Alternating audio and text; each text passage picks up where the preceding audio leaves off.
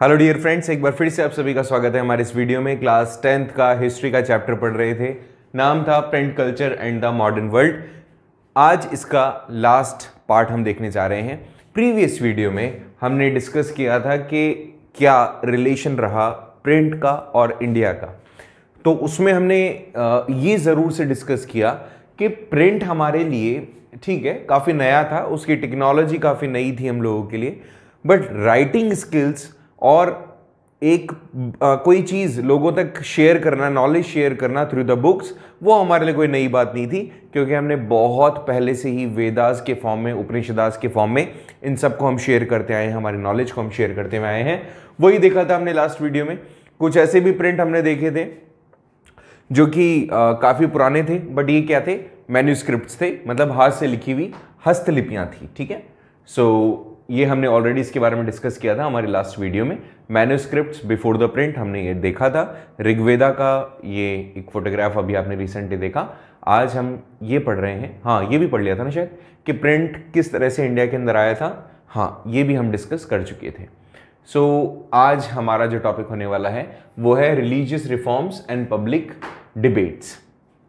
देखो भाई, अगर आप थोड़ा सा समझने की कोशिश करें तो हमारे भारत के अंदर अभी हम जितनी भी चीज़ें पढ़ने वाले हैं वो इंडिया के एस्पेक्ट में ही पढ़ेंगे। हमारे भारत के अंदर क्योंकि पॉपुलेशन काफ़ी अभी भी ज़्यादा है, तो ऐसे में जब जनसंख्या ज़्यादा होती है और वहाँ पर मान्यताएं ज़्यादा होती है, उनका थॉट्स काफ़ी ज़्यादा होते हैं, तो अधिकतर चीज़ें इर्द गिर्द होती है आपके धर्म के। क्योंकि जो पहली शिक्षा आपको मिलती है, चाहे आप हिंदू धर्म में जन्मे हो या फिर आप मुस्लिम धर्म में या किसी और मिशनरीज में, तो ऐसे में आपको सबसे पहले अपने ईश्वर, आपके खुदा के बारे में समझाया जाता है, बताया जाता है।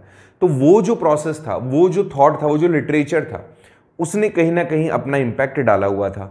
अब ऐसे में जब प्रिंट आया तो लोगों में होड़ मच गई कि कौन सा धर्म अच्छा, साथ ही साथ क्या चीज़ें जो किसी धर्म में चल रही है वो कितनी ज़्यादा फ्रूटफुल है या फिर मीनिंगफुल है।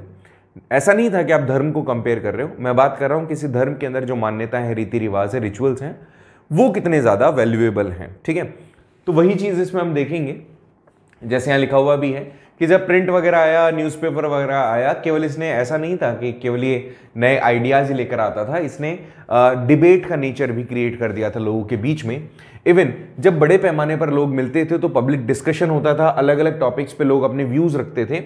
जो रिच कम्युनिटी थी वो वाइडर ऑडियंस थी, ऑफ कोर्स उनके पास आइडियाज़ थे, हर दिन की चीज़ें होती थी, वो अलग अलग जो ऑर्डिनरी कम्युनिटीज़ हैं, ऑर्डिनरी कम्युनिटी से जो भी आम भाषाएं होती हैं, ऑर्डिनरी कम्युनिटी का जो स्किल्स हैं, उन सभी को भी दिखाया जाता था, बताया जाता था। एंड ऑर्डिनरी जो कम्युनिटी है वो ज़्यादा इन्वॉल्व होती थी इस तरह की एक्टिविटीज़ में।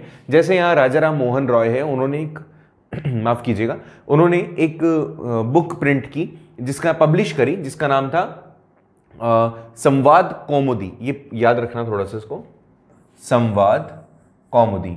1821 के अंदर ये किताब प्रिंट की गई थी और इसमें राजा राम मोहन रॉय ने बहुत ही एक इंटरेस्टिंग सी चीज़ थी जो उन्होंने इंट्रोड्यूस करी, एंड दैट वाज जो हिंदू ऑर्थोडॉक्स हमारा जो कल्चर है उसमें कुछ ऐसी कमियां हैं, हिंदू रिलीजन के अंदर कुछ उस टाइम पर कुछ ऐसी कमियां थी जो इन्होंने हाईलाइट करी। बट इनके एवज में जब ऐसा कुछ हुआ तो जो हमारे यहाँ पे ऑर्थोडॉक्स कम्युनिटी थी, उन्होंने उसके एवज में उसको रिस्पॉन्ड करते हुए इन्होंने भी एक बुक बोल सकते हो आप, इन्होंने भी एक बुक पब्लिश कर दी राजा राम मोहन रॉय के थॉट्स को अपोज करते हुए। उसका नाम था समाचार चंद्रिका। इन्होंने इनके ओपिनियंस को अपोज करते हुए बताया कि ऐसा जो वो कह रहे हैं वो गलत है। ठीक है, and these are orthodox, Hindu orthodox means जो पहले की मान्यताओं को बिल्कुल ब्लाइंडली बिलीव करते हैं। राजा राम मोहन रॉय की चीज़ें जो वो बता रहे हैं वो उन्होंने बात की कि अंधविश्वास, भ्रांतियाँ, कुरीतियाँ, उन सब के ऊपर, एंड इन्होंने उन सभी चीज़ों को अपोज किया। 1822 तक आते आते 2 पर्शियन न्यूज़पेपर भी पब्लिश होने लग गए जिनका नाम था जन ए जहां नामा और शमशुल अखबार। इसमें इसी सेम ईयर में एक गुजराती न्यूज़पेपर भी था, बॉम्बे समाचार, वो भी अपीयरेंस में आया था। इस वाले में से 1 मार्क क्वेश्चन बहुत बन सकते हैं, ऑलरेडी मैंने आपको बताया। तो 1 मार्क क्वेश्चन के पॉइंट ऑफ व्यू से ये जो डेट्स हैं ये जरूर से आप याद रखिएगा। इन डेट्स को अगर आप याद रख लेते हो तो काफ़ी हद तक आपकी प्रॉब्लम्स मतलब आपके क्वेश्चंस बनना शुरू हो जाएंगे। ठीक है, तो किस किस ने कौन से ईयर में कौन सी बुक लिखी है, जल्दी से जब भी आप अपनी बुक को पढ़ते हो तो अपनी बुक के पास में शॉर्ट नोट बना लिया करो या हाइलाइटर यूज़ किया करो। ऐसे में अब हम बात करेंगे कि जो मुस्लिम कम्युनिटी थी, print and the Muslims, Muslim community के अंदर जो ऑलरेडी वो लोग समझ रहे थे, जान रहे थे अपने रिलीजन को, अब और कैसे वो आगे उसको बढ़ाते हैं या क्या बदलाव उसमें आने लगते हैं। तो अगर आप नॉर्थ इंडिया की बात करोगे तो उलमाज, उलमाज कौन होते हैं, आपकी टेक्स्ट बुक में भी लिखा हुआ है। उलमाज वो स्कॉलर होते हैं जो अपने धर्म के बारे में, इस्लाम धर्म के बारे में बहुत जानते हैं। तो ये जो उलमाज थे, इन उलमाज ने बहुत ही चीप लिथोग्राफी, मतलब सस्ते जो लिथोग्राफ थे उनको यूज किया, पब्लिश किया पर्शियन एंड उर्दू ट्रांसलेशन के साथ में। जो भी उनका होली कल्चर है उसे रिलीजियस न्यूज़पेपर और दूसरे जो भी सिस्टम्स थे उन सब को इन्होंने प्रिंट किया, काउंटर करने के लिए कि जो क्रिश्चियन कल्चर हमारे यहाँ आ रहा है उसको आप कैसे रोक सकते हो। ठीक है, तो ऐसे में देवबंद, इसको याद रखना थोड़ा सा, Deoband seminary, Deoband seminary found किया गया 1867 में। 1 मार्क क्वेश्चन पूछा जा सकता है, पूछा भी गया है। पब्लिश किया गया, बहुत सारे फतवे पब्लिश किए गए। फतवा क्या होता है, अगर आप यहां देखोगे तो लिखा हुआ है एक लीगल, मतलब आप बोल सकते हो लीगल एक ऑर्डर होता है जिसको कम्युनिटी को फॉलो करना पड़ता है। ठीक है, एक रिलीजियस कम्युनिटी के थ्रू दिया गया एक लीगल नोटिस है एक तरीके का। तो ये फतवा जारी किया गया मुसलमानों को ये बताने के लिए कि आपका क्या तरीका होना चाहिए, क्या सलीका होना चाहिए, आपको क्या करना है अपनी लाइफ के अंदर। ठीक है, एंड इन्होंने ये भी एक्सप्लेन किया कि इस्लामिक जो कंडीशंस हैं उसको देखते हुए what would be your order and क्या आपको फॉलो करना है, वो सारी चीजें यहाँ पर बताई गई। कुल मिलाकर के क्रिश्चियन कल्चर का जो हमारे पर हो रहा आक्रमण था उसको रोकने के लिए इन्होंने, उलमाज ने और जो इनका लिटरेचर था उन्होंने एक बहुत ही इंपॉर्टेंट रोल प्ले किया, पर्टिकुलरली इनके आप कम्युनिटी में बोल सकते हो, इनके कल्चर में बोल सकते हो। ठीक है, ऐसे ही हिंदू कम्युनिटी के साथ भी हुआ। हिंदू कम्युनिटी के कल्चर के अंदर भी उनके बीच में भी जो बोल सकते हो आप अंधविश्वास था उसको हटाने के लिए भी बहुत सारे अलग अलग लोगों ने अलग अलग थॉट्स रखे, अलग अलग स्कॉलर्स हुए। हालांकि अगर आप जैसे राजा राम मोहन रॉय का आपने थॉट अभी पढ़ा, इनको भी अपोज करने वाले आए, जबकि उधर अपोज नहीं किया गया था। मुस्लिम लिटरेचर को जब और ज्यादा बढ़ाया जा रहा था तो उनको अपोज नहीं किया जा रहा था उन्हीं की कम्युनिटी के थ्रू, बट यहां ऐसा हुआ था। ठीक है, प्रिंट एंड द हिंदूज की बात करें तो अगर थोड़ा सा प्राइड फील करने की बात है कि हमारे यहाँ पे जो पहला एडिशन आया था रामचरितमानस को यहाँ पे लिखा गया था, प्रिंट किया गया था। रामचरितमानस 16वीं सेंचुरी में किया गया तुलसीदास जी का, एक बहुत ही आउटस्टैंडिंग हमारे लिए तो हम मान सकते हैं क्योंकि हिंदू रिलीजन के हैं। तो ऐसे में एक आउटस्टैंडिंग आर्ट वर्क था, एक राइटिंग ऐसा था जो कि जीवन के हर एक पहलू पर आपको सही रास्ते पे चलने की सलाह देता है। हर एक रोल में, बेटे का रोल हो, पति का रोल हो, दोस्त का रोल हो, भाई का रोल हो, उसके लिए। तो रामचरितमानस को कलकत्ता के अंदर 1810 के अंदर फर्स्ट इसका प्रिंट किया गया। तो यहाँ से शुरुआत मानते हैं अपन। मिड 19वीं सेंचुरी तक आते आते बहुत ही वही चीप लिथोग्राफीज के अंदर बहुत सारी चीजें प्रिंट की गई जो हिंदू रिलीजन से बिलोंग करती थी, और इतनी ज्यादा प्रिंट की गई कि flooded over the market. 1880s के अंदर नवल किशोर प्रेस लखनऊ की और श्री वेंकटेश्वर प्रेस बॉम्बे की, इन्होंने और भी बहुत से रिलीजियस टेक्स्ट प्रिंट किए। ओके, ऐसे रिलीजियस टेक्स्ट बुक्स इन सभी ने स्टार्ट दिया किसको, बहुत ही बड़े पैमाने पर लोगों को अवेयर करने के लिए अबाउट द कल्चर और जो भी सिचुएशन चलती थी उन सभी को, encouraging the debates and controversies with in among. साथ ही साथ अलग अलग रिलीजन के जो थॉट प्रोसेस था, चाहे हिंदू रिलीजन हो चाहे मुस्लिम रिलीजन हो, उनका जो थॉट प्रोसेस था उन सभी के साथ में भी इन्होंने क्या किया, लोगों को मौका दिया कि वो अपनी सोच को डेवलप कर सकते हैं, सही को सही, गलत को गलत सोच सकते हैं, जान सकते हैं। जैसे अभी हमने देखा था कि जो हिंदू ऑर्थोडॉक्स थे उन्होंने राजा राम मोहन रॉय के जो राइटिंग्स थी उनको भी अपोज कर दिया था। तो ऐसे में यहां पे encounters, controversies, debates and even a kind of great thinking they have printed over the books कि उन्होंने अपने थॉट्स को डिबेट के लिए रखा। मतलब उनके थॉट्स ऐसे थे कि वो डिबेट भी कर सकते थे। जैसे अभी हमने प्रीवियस टू प्रीवियस हमने जो सेकंड लास्ट जो वीडियो देखा था उसमें देखा था कि बहुत सारे ऐसे स्कॉलर्स थे जिन्होंने अपने प्रिंट करके चर्च के बाहर भी लगा दिए थे, मुझे नाम बताना कौन था वो पर्सन। साथ ही साथ कम्युनिटीज के बीच में और साथ ही साथ इन कम्युनिटीज को कनेक्ट करने वाला अलग अलग इंडिया के अंदर अलग अलग आइडेंटिटीज जो देख रहे थे लोग, now they could see themselves one. Okay, so इनके और इनके बारे में रिलीजियस टेक्स्ट क्या करते हैं। इन शॉर्ट रिलीजियस टेक्स्ट जो बुक्स थी अब ये बहुत बड़े पैमाने पर लोगों तक पहुंचने लग गई थी, डिबेट होती थी, किसी थॉट पे उनके विचार होते थे, उनको देखा जाता था, लोग समझते थे, समझने के बाद अपनी जो थॉट प्रोसेस था उसको डेवलप करते थे। ठीक है, नेक्स्ट देखते हैं न्यू फॉर्म्स ऑफ पब्लिकेशन। कौन से नए नए तरीके आए पब्लिकेशन के। पब्लिकेशन के अंदर कौन कौन सी ऐसी चीज़ें थी, मतलब किस तरह से लोगों ने अपने नए तरीके ढूंढे अपने थॉट्स को शेयर करने के। So the topic name is new forms of publication. यहाँ पे इसको थोड़ा सा हम डिटेल में पढ़ते हैं। देखिए यहाँ लिखा हुआ है कि प्रिंटिंग क्रिएटेड एक ऐसा माहौल बन गया था अब प्रिंटिंग के अंदर, इंडिया की बात कर रहे हैं स्पेशली हम, कि अब लोग अलग अलग एस्पेक्ट्स ढूंढ रहे थे, अलग अलग नज़रिए थे और अलग अलग फॉर्म्स आ चुकी थी प्रिंट की। पहले तो केवल अभी हमने जब अभी लेटेस्टली हमने देखा तो उन्होंने चीप लिथोग्राफ्स प्रिंट किए, उस पर अपने थॉट्स रखे, but now we had a kind of new conditions, new strategies, जहां पे रिलीजन से हटकर के हमने सोचना शुरू किया था। अब लोग ज्यादा पढ़ना शुरू कर चुके थे, लोगों की लाइफ के बारे में भी और खुद की लाइफ के बारे में भी लोग लिखते थे, लोगों को बताना चाहते थे अपने एक्सपीरियंसेस, अपने इमोशंस, अपने रिलेशनशिप्स, वो पढ़ाने के मतलब रीडिंग्स के थ्रू जब वो पढ़ते थे तो, और ऐसा वो चाहते थे कि लोग उनको पढ़ें भी। तो अब केवल धर्म के आसपास नहीं चलता था राइटिंग्स, अब और बहुत बड़ा एरिया था जहां पर लोग सोचते थे, समझते थे और लिखा करते थे। यहाँ पे नॉवेल्स, साथ ही साथ लिटरेरी फॉर्म्स यहाँ पे डेवलप हो गई थी, यूरोप में डेवलप हुई, और इसके साथ साथ आइडली उन्होंने ज़रूरत को देखते हुए उनके जो नए एक्सपीरियंसेस थे, जो डिफरेंट ह्यूमन लाइफ से जुड़े हुए एस्पेक्ट्स थे, उन सबको स्पेशली नॉवेल्स में तो यही हुआ था, नॉवेल्स वहीं डेवलप हुई, उपन्यास वहीं डेवलप हुए, एंड फिर ऑल ओवर द वर्ल्ड उनके जो एक्सपीरियंसेस थे जब वो उन्होंने लिखना शुरू किया तो पॉपुलराइज हो गए ऑल ओवर द वर्ल्ड। ऐसा ही कुछ यहाँ पर भारत में भी देखने को मिला, एक नया लिटरेरी फॉर्म आ गया।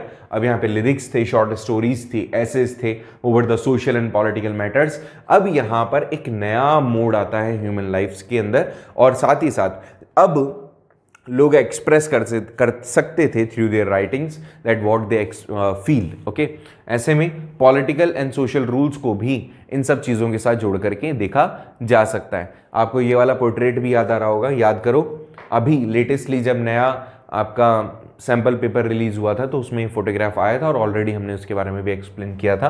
अब उसमें पूछा गया था कि ये किसने बनाया है। तो ऐसे में अगर आप देखेंगे 19वीं सेंचुरी के लास्ट तक आते आते तो बहुत ही ज़्यादा एक विजुअलाइज्ड सा कल्चर आपको देखने को मिलता है। यहाँ पर लोग, पढ़ने वाले लोग ज़्यादा हो गए हैं तो ऑब्वियसली यहाँ पे प्रिंटिंग प्रेसेस भी बढ़ेगी। अब विजुअल इमेजेस भी उसमें डालना शुरू किया गया है, मल्टीपल कॉपीज़ बनती हैं, प्रिंट पॉपुलर आइडियाज़ देते हैं, मॉडर्निटी को देते हैं, ट्रेडिशन को लेकर के आते हैं, रिलीजन को लेकर के आते हैं, पॉलिटिक्स को लेकर आते हैं, सोसाइटी को भी लेकर आते हैं, साथ ही साथ अपने कल्चर को भी उसमें इन्वॉल्व करते हैं through the prints. They share all the aspects. अगर आप 80-70s की बात करोगे तो देखो कैरी कैचर्स और cartoons, carry catchers and cartoons बहुत सिमिलर्स हैं। कैरी कैचर्स एंड कार्टून्स ये दोनों ही एक तरीके से, जैसे आप बोल सकते हो एनिमेशंस होते हैं ना, तो वैसे ही कुछ ये है। ये करते क्या है, ये शुरुआत की गई कि अगर आपको किसी पर कोई एलिगेशन लगाना है देन क्या तरीका हो सकता था प्रिंट के थ्रू। आप जैसे यहाँ पे ये तो सुंदर पोर्ट्रेट्स हैं, अब ऐसे में कार्टून्स बना करके मॉकिंग मैनर में क्रिटिसाइज किया जाता था, या फिर बोल सकते हैं ना अपन चुटकी ली जाती थी कि वो ऐसा कर रहा है, और स्पेशली जहां पे इंपीरियलिज्म होता था उनके अगेंस्ट में। तो दोनों ही तरफ से ऐसा था। यहां लिखा हुआ है न्यूज़पेपर एंड जर्नल्स में ये लोग कमेंटिंग करते थे सोशल एंड पॉलिटिकल इश्यूज के ऊपर। सबसे पहले इंपीरियल जो कैरिकेचर्स थे वो नेशनलिस्ट सेंटिमेंट्स को टारगेट करते थे, और जो नेशनलिस्ट थे वो इस तरह के साम्राज्यवाद को फोकस किया करते थे, इंपीरियलिज्म को फोकस किया करते थे। ठीक है, राजशाही बोल सकते हो। तो कुल मिलाकर के राजा के थॉट्स और राजा के सपोर्टर्स सपोर्ट करेंगे हमेशा किसको? राजा के वर्क को। और ऐसे में जो नेशनलिस्ट हैं जो चाहते हैं कि राजा हट जाना चाहिए, तो इनके सपोर्ट में जो लोग हैं वो उनको क्रिटिसाइज करते थे। तो दोनों तरफ से एलिगेशंस चलते रहते थे, ठीक है। तो ये नया फॉर्म्स था कि अब केवल आप रिलीजन को लेकर के नहीं, अब आप लोगों की लाइफ को, बायोग्राफीज को, ऑटोबायोग्राफीज को, इमोशंस को, ड्रामास को, और साथ ही साथ सबसे इंपॉर्टेंट चीज, जो चीज प्रैक्टिकल है, जो फैक्ट्स हैं, उस पर अब डिबेट होती थी, थॉट होते थे। यही फॉर्म्स थी नई हमारे प्रिंट की। नेक्स्ट टॉपिक देखते हैं। अब जो टॉपिक बहुत इंपॉर्टेंट है, जो पूछा भी जा सकता है पर्सनली आई फील, कि what was the position of women and how the print change their world, वो इंपॉर्टेंट है। तो थोड़ा सा आपको फोकस होकर के समझना जरूरी है। यहां पे कुछ पॉइंट्स है, लगभग 5 पॉइंट्स में मैंने इस टॉपिक को क्लियर किया है, तो थोड़ा सा आप अच्छे से इसको समझना। जैसे पहला पॉइंट क्या कहता है? Women education. अगर आप स्टार्ट करेंगे विमेन एजुकेशन की, तो विमेन ऑलरेडी आप सभी जानते हो कि भारत हो चाहे वर्ल्ड में, सबसे पहले तो हम वर्ल्ड की बात करते हैं, यूरोप से तुम सभी जानते हो कि यूरोप के अंदर विमेन की पोजीशन अच्छी नहीं थी। Even these are not allowed to go to the schools and not having the equal rights. Even suffrage भी इनके पास नहीं था। तो ऐसे ही हम लोग भी ऐसा नहीं था कि हम लोग इन सब चीजों से फ्री थे। Yes, the women was also suffering in India, यहां पर भी। लेकिन उस टाइम पर जब प्रिंट आया तो विमेन ने भी लिखना पढ़ना शुरू किया। Women, number of women readers बढ़ गए। क्यों? क्योंकि जब विमेन लिखती थी, जो औरत लिखती थी, तो वो लोग, कुछ तो ऐसे भी एग्जाम्पल्स आप पढ़ोगे कि वो लोगों ने छुप छुप के पढ़ना सीखा। या फिर पहले के, देखो पहले के टाइम में क्या होता था भारत जैसे देश में, और स्पेशली यूरोप में भी, कि जो विमेन थी ना, उसको पढ़ाया लिखाया जाता था केवल उन्हीं के पिता या फिर पति के द्वारा।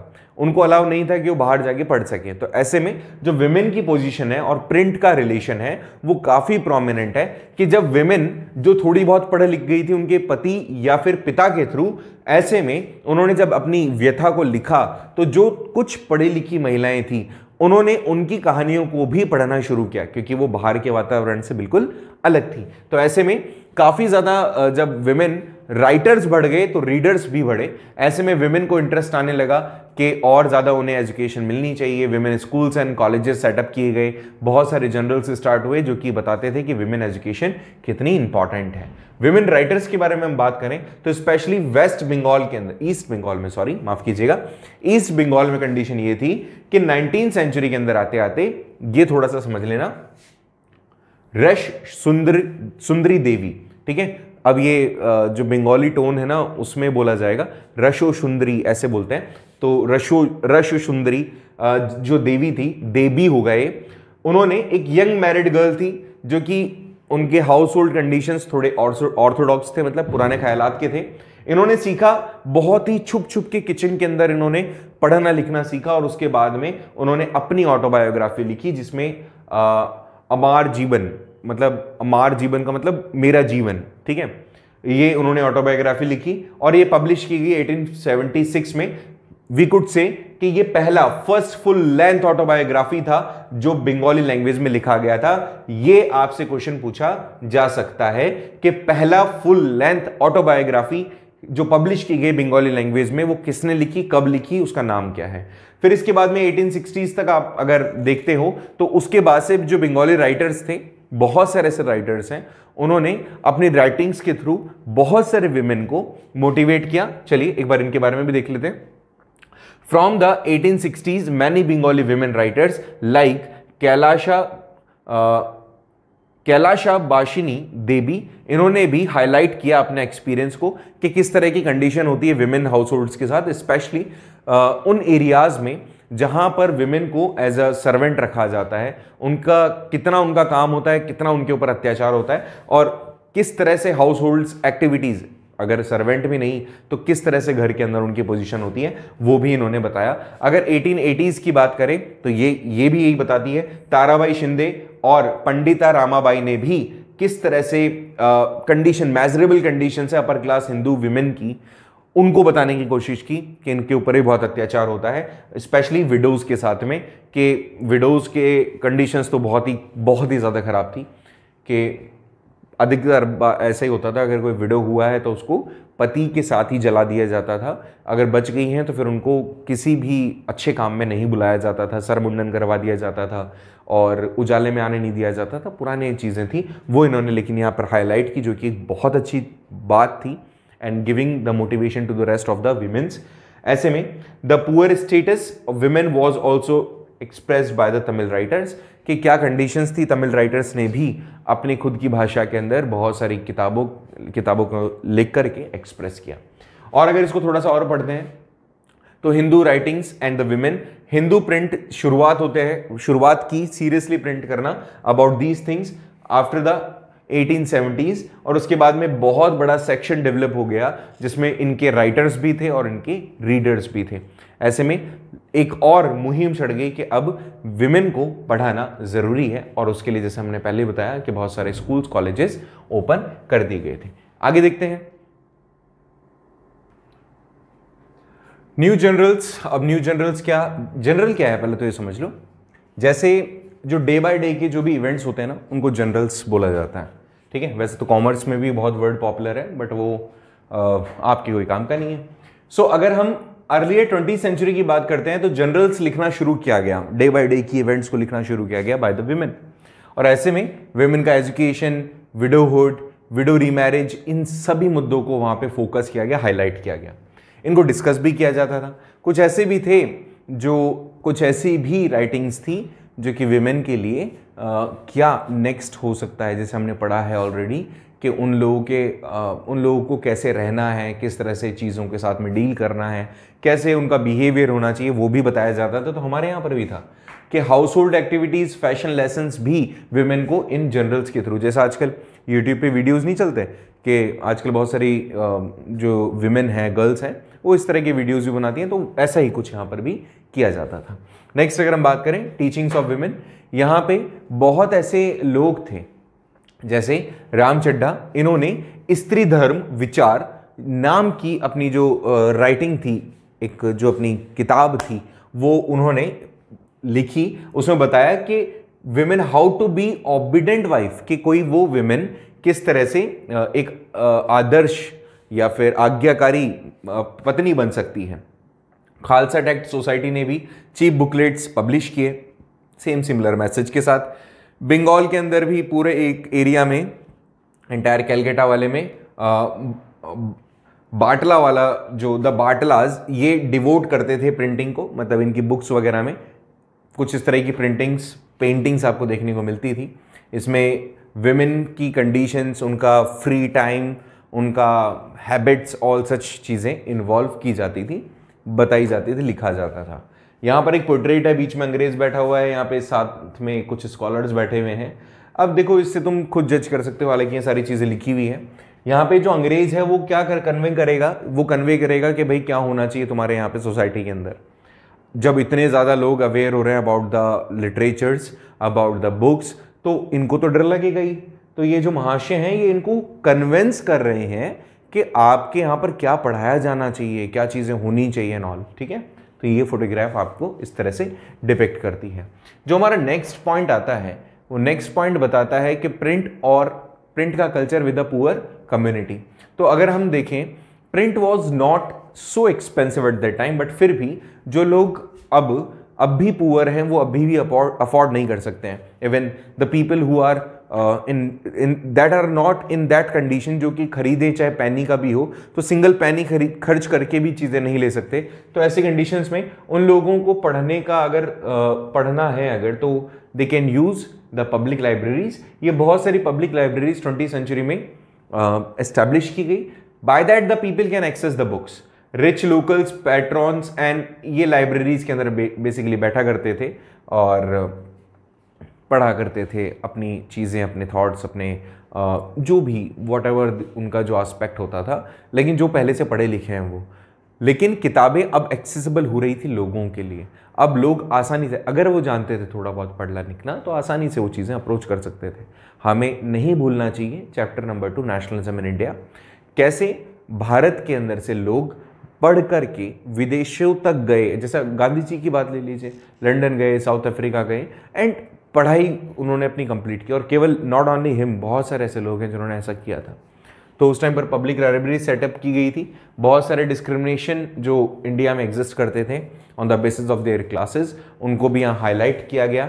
जैसे ज्योतिबा फुले ने एक गुलामगिरी किताब लिखी, बहुत इंपॉर्टेंट है, इसको मार्क कर लीजिएगा। तो बहुत सारे हमारे यहाँ जो डिफरेंसेस थे उन सबको हाईलाइट करते हुए हमारे यहाँ पे लोगों ने अपने थॉट्स एक्सप्रेस किए। गुलामगिरी के बारे में पूछा जा सकता है कब लिखा और किसने लिखा है, ठीक है। बी आर अम्बेडकर ने भी महाराष्ट्र और रामास्वामी मद्रास वाले, इन्होंने अपनी पोएम्स के थ्रू लोगों को बताया कि किस तरह से कास्ट के साथ में, अपनी राइटिंग्स के साथ, अपने एसेस के साथ में इन्होंने बताया कि कास्टिज्म कितना ज़्यादा हमारे यहाँ कॉम्प्लिकेटेड है और कितना सफ़र करना पड़ता है लोगों को इस कारण से। तो बी आर अम्बेडकर की जीवनी ले लो, बी आर अम्बेडकर के किस्से ले लो जो उन्होंने एक्सपीरियंस किए हैं, अगर आप उसको पढ़ते हो तो यू विल फील कि हाँ कितना ज़्यादा प्रॉब्लम होता होगा दलित कम्युनिटी के साथ में उस टाइम पर, और हालांकि आज भी बहुत होता है। हालांकि लोकल जो दूसरे लोग थे इस तरह की चीज़ों का उनके अगेंस्ट में भी जाते थे, उनके रिप्लाईज में भी बहुत सारी चीज़ें लिखते थे, जैसे हमने देखा अभी। तो some people could criticising over that. और हाँ, जो पुराने लोग ऐसे भी थे जिन्होंने पुरानी जो रीति रिवाज चलती हुई आ रही उसको क्रिटिसिज्म भी किया। तो इन जनरल्स में ही है वो सारा। पुअर वर्कर्स एंड प्रिंट, तो जो पुअर वर्कर्स हैं, पुअर वर्कर्स मतलब जो किसी मील वगैरह में काम कर रहे हैं और दे नाउ वांटेड कि अब वो पढ़ लिख सकें, उनको भी पढ़ने का मौका मिले। तो ऐसा क्या हुआ, तो यहाँ पे काशी बाबा कानपुर के मील वर्कर्स थे, इन्होंने छोटे और बड़े का सवाल 1938 के अंदर ये पब्लिकेशन मतलब पब्लिश किया। इसके बाद में कुछ ऐसे पोएम्स भी थी जो और कानपुर के मील वर्कर्स के थ्रू प्रिंट की गई। उन्होंने बताया, जैसे यहाँ लिखा हुआ है, under the name of Sudarshan Chakra, 1935 से 55 के बीच में सुदर्शन चक्रा के नाम से कुछ पोएम्स वगैरह प्रिंट की गई जिसमें उन वर्कर्स की कंडीशंस को बताया था।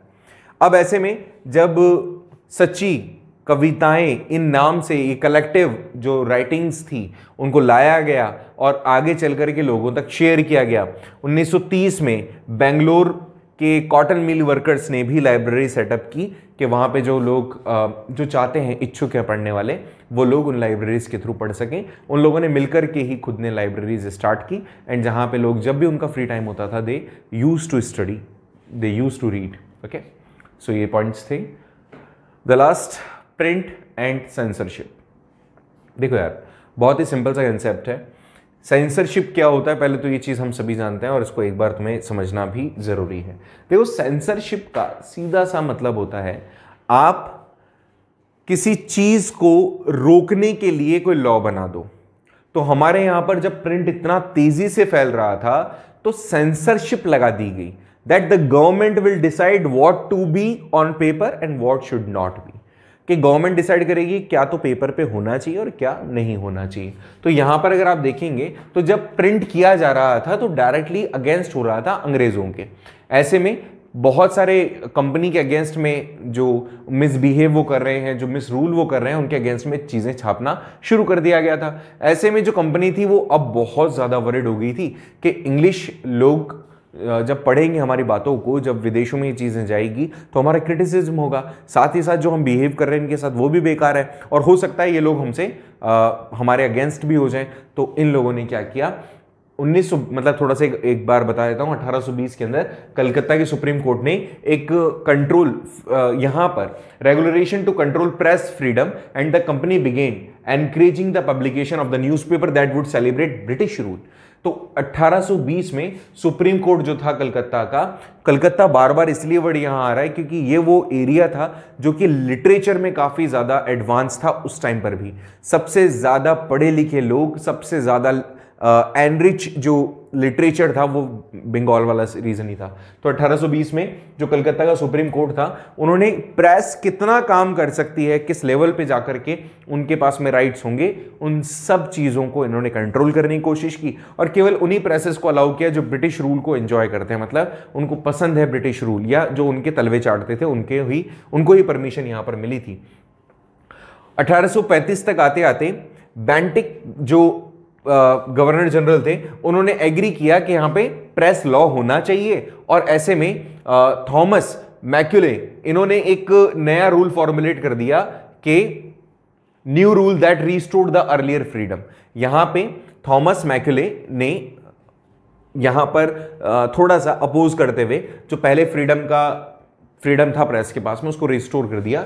लेकिन यहाँ पर थोड़ा सा रिवाइज करने का, देखो पहले तो क्या कोर्ट ने यहाँ पर ऑर्डर दिया, ऑर्डर देने के बाद में जब उनके ऊपर प्रेशर क्रिएट होने लगा तो उन्होंने कहा ठीक है चलो वापस से अभी इनको ये जो लॉज हैं उसको ले लेते हैं और बाकी ये डिसीजन लिया गया। तो पूछा जाए कि किसने रिस्टोर किया फ्रीडम ऑफ प्रेस फ्रीडम, तो यहाँ पर थॉमस का नाम लिखिएगा और ऑर्डर गवर्नर जनरल ने उस टाइम पर कौन थे, तो बेंटिंग। इसके अलावा 1857 की रिवॉल्ट के अंदर वर्नाक्युलर प्रेस एक्ट, इसके बारे में तुम सभी जानते होंगे। वर्नाक्युलर प्रेस क्या, वर्नाक्युलर प्रेस के अंदर यहां पे उन सारे नेशनल सेंटिमेंट्स, उन सारे वो सारी चीजें जो कि अंग्रेजों के अगेंस्ट थी, पहली चीज तो नो वन कैन प्रिंट, वो नहीं कर सकते थे, और इंग्लिश मैन अब डिमांड कर रहे थे कि भैया अब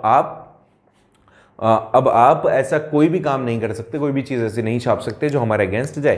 तो 1878 की बात है, वर्नाक्युलर प्रेस एक्ट को इन्होंने जब इंट्रोड्यूस किया तो उसके अंदर गवर्नमेंट एक्सटेंसिव राइट्स थे उनके पास, सेंसरशिप रिपोर्ट थी उनके पास, वो कोई भी चीज बदल सकते थे, कोई भी चीज जो प्रिंट होनी है उसके पहले वो एक कॉपी उनके पास जाएगी, दे विल डिसाइड कि ये प्रिंट हो सकता है कि नहीं हो सकता। अगर वो एडिट करना चाहें तो एडिट भी वो कर सकते थे। अब गवर्नमेंट रख सकती थी सारे रिकॉर्ड्स, न्यूज़पेपर में क्या पब्लिश होना है क्या नहीं, they have only individual their rights. यहां ध्यान रखें, अब न्यूज़पेपर अलग अलग different numbers, reports, colonial misrules, encouragement of nationalist activities, इन सभी को रिप्रेसिव मैनर में देखा जाने लगा था क्योंकि रूल्स ऐसे बन गए थे। वहां पे पंजाब के अंदर रेवोल्यूशनरी एक्टिविटीज हो रही थी 1907 के बाद। क्यों? वेस्ट बंगाल 1905 आपने उसको अलग कर दिया। उसके बाद वहां पे बहुत सारी चीजें ऐसी हुई, लोगों को मोटिवेट किया गया अबाउट कि क्या हो रही है सिचुएशन, ऐसे में बहुत सारे लोग सामने आए। बाल गंगाधर तिलक ने ग्रेट सिंपैथी लिखी केसरी में और मराठा, दो न्यूज़पेपर निकालते थे, केसरी और मराठा। आप इसमें से कमेंट करके मुझे बताना केसरी और मराठा में से हिंदी संस्करण कौन सा था, केसरी था कि मराठा था? ठीक है, इसके बारे में मैंने पढ़ाया हुआ है आपको। 1908 के अंदर जब इनको जेल में डाल दिया गया तो ऐसे में चारों तरफ इंडिया के अंदर आक्रोश उत्पन्न हो गया कि आपने कैसे हमारे लीडर को जेल में डाल दिया, जबकि उन्होंने वो सारी चीजें लिखी थी बिल्कुल सही। ठीक है, तो वर्नाक्युलर प्रेस एक्ट, उसके अगेंस्ट में इनका ये राइटिंग, और हाँ नो डाउट ऐसे में बहुत सारे ऐसे लोग थे जो कि अब समझ पा रहे थे कि what conditions are going to be, क्या कंडीशंस हो रही है, हो सकती हैं, इसीलिए लोग अब विरोध करना शुरू कर चुके थे। अल्टीमेटली हमने सारी चीजें पढ़ने से ही जोड़ी है, प्रेस से ही जोड़ी है। अगर हम इस पूरे चैप्टर को समराइज करें, इस पूरे चैप्टर को एक बार अगर नटशेल में देखें, जिसको आप टाइमलाइन कहते हैं, तो वो कुछ इस तरह से है कि 594 के अंदर चाइना के अंदर बुक प्रिंट होना शुरू हुआ रबिंग स्किल्स के साथ में। 770 तक बौद्धिस्ट मिशनरी चाइना पहुंची, वहां पे हैंड प्रिंटिंग टेक्नोलॉजी जापान में लाई गई। 868 बुद्धिस्ट डायमंड सूत्रा, जो कि सबसे ज्यादा पुरानी जापानीज बुक है, वो प्रिंट की गई। 1295 के अंदर पोलो ने, जो इटली के थे, वो रिटर्न होते हैं इटली, और वहां पर वो वुड ब्लॉक प्रिंटिंग को लेकर आते हैं, और वहां से इटली से फिर पूरे यूरोप में वो फैल जाती है, आई चाइना से थी। 1448 गुटेनबर्ग ने इन्वेंट किया प्रिंटिंग प्रेस। 1579 पहली तमिल बुक कोचीन के अंदर कैथोलिक प्रिस्ट के through. 1713 Malayalam book Catholic priest के थ्रू। 1753 ये ईदो टोक्यो जिसको कहा जाता है, वहां पर इन्वेंटर्स का बर्थ हुआ। 1780 ऑगस्टियन हिस्की ने बंगाल गैजेट पेश किया, जो कि उसमें अंग्रेजों के अगेंस्ट बोलते थे, बाद में इसको बंद करवा दिया था। 1810 पहला प्रिंटिंग एडिशन रामचरितमानस तुलसीदास जी का प्रिंट हुआ। 1821 राजा राम मोहन रॉय ने संवाद कौमुदी भी बोल सकते हो। 1822 के अंदर 2 पर्शियन न्यूज़पेपर जहांनामा और शमसुल अखबार ये पब्लिश किया गया, और 1878 में वर्नाक्युलर प्रेस एक्ट इंडिया में आया था। तो इस तरह से पूरा एक हमने शॉर्ट ब्रीफ देखा, स्टडी पूरा का पूरा चैप्टर हमने कंप्लीट कर लिया। होपफुली सारी चीज़ें तुम्हें समझ में आई होगी। थोड़ा सा चैप्टर मतलब बोल सकते हो बोरिंग टाइप है, लेकिन फिर भी हाँ, इससे क्वेश्चंस बहुत सारे बनते हैं। आप लेटेस्ट सिलेबस के हिसाब से, लेटेस्ट आपका जो एग्जाम के अंदर डिवीजन हुआ है, आपकी क्वेश्चंस का जो नंबर्स आपको मिल रहे हैं, उसके हिसाब से इसको ज़रूर पढ़ना। इसमें से MCQs बहुत पूछे जाते हैं, और कहीं भी कोई दिक्कत आए अगर आपको, तो टेलीग्राम चैनल के थ्रू या फिर कमेंट बॉक्स के थ्रू हमें आप बता सकते हो। तो इस तरह से चैप्टर कंप्लीट करते हैं। अब नेक्स्ट जो वीडियो होने वाला है मुझे कमेंट करके जरूर बताना कि क्या पढ़ना है आपको। मिलते हैं नेक्स्ट वीडियो में एक नए टॉपिक के साथ। Thank you so much for watching this video. See you, have a nice day.